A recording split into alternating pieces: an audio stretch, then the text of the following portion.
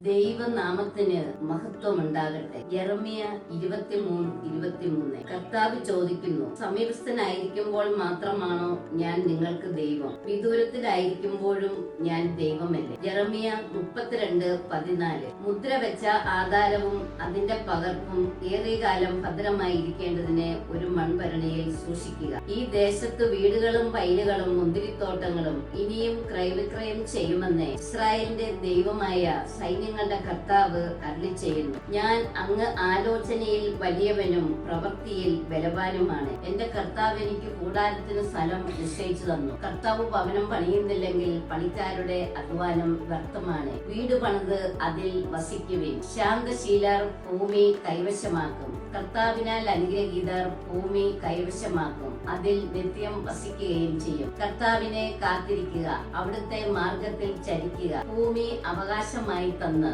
അവിടുന്ന് നിന്നെ ആദരിക്കും. ആമേൻ. ഹല്ലേലൂയ.